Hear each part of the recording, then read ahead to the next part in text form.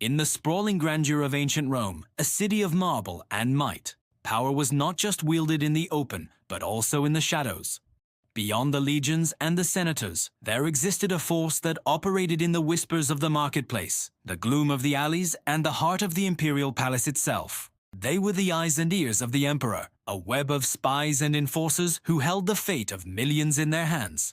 This is the story of the Frumentarii, Rome's first and most feared secret police. Their origins were surprisingly mundane. The Frumentarii began as grain collectors, the Frumentum collectors, responsible for the vital task of supplying the Roman legions. Traveling throughout the empire, they gathered intelligence on grain supplies, local sentiment, and potential unrest. They were logistics officers, quartermasters, their purpose seemingly benign. But emperors like Hadrian saw a far greater potential in these men. They were everywhere, their presence unremarkable, their access to information unparalleled. Slowly, their role transformed. From grain collectors, they became couriers, carrying imperial messages across the vast expanse of the empire. This gave them an official reason to be anywhere, at any time. They moved freely, from the fog-shrouded frontiers of Britain to the sun-scorched sands of Syria. And as they traveled, they did more than just carry scrolls. They watched, they listened, they reported back. The humble grain collector was now the emperor's personal informant. Under emperors like Domitian and Commodus, the Frumentarii evolved into their most sinister form. They became an instrument of terror, a secret police force dedicated to rooting out treason, real or imagined. Their network was vast, their methods chillingly effective. They used informants, spies recruited from every level of society, slaves, merchants, even senators who would betray their neighbors for coin or favor. No one knew who to trust. A careless word at a dinner party, a private letter critical of the emperor, could lead to a visit in the dead of night. Imagine the fear. Living in a city where the walls themselves seem to have ears.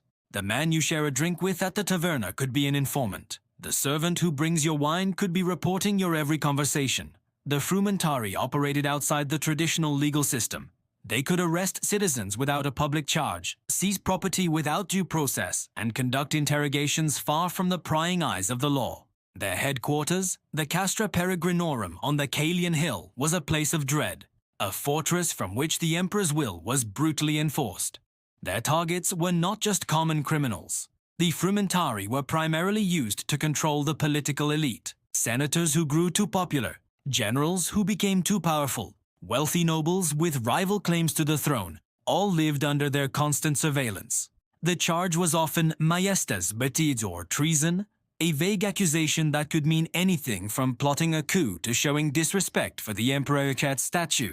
The punishment was swift and often fatal. Exile, confiscation of all property, or a direct order to take one's own life. One of their most infamous tasks was carrying the emperor's death sentences. A centurion of the Frumentarii would arrive at a senator's villa, not with a warrant for arrest, but with a scroll bearing the imperial seal. It was an order of execution. The victim was often given the choice to fall on his own sword, a final grim act to preserve a sliver of family honor and prevent the state from seizing their entire estate. The Frumentarii were the messengers of death, their arrival heralding the end. Their influence created a climate of paranoia that permeated Roman high society. Public life became a performance. People guarded their words, their friendships, their very thoughts.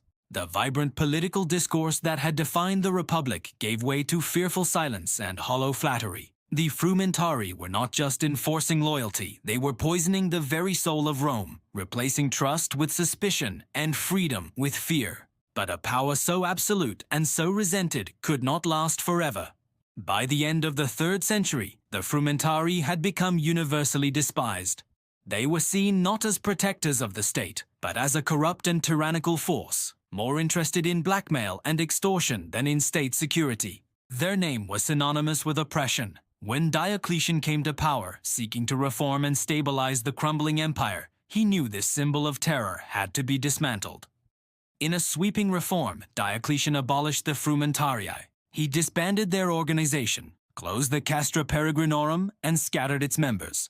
It was a popular move, a signal that a new era of governance was beginning. But the need for intelligence did not disappear. Diocletian simply replaced them with a new, more bureaucratic organization known as the Agentes in Rebus. In theory, they were civil servants, general agents of the central government. In practice, they quickly took on the old roles of spying and internal policing. The shadow of surveillance had not been lifted, it had simply changed its name. The story of the Frumentari is a timeless warning about the nature of power. It shows how an institution created for logistics and supply can be twisted into an instrument of absolute control.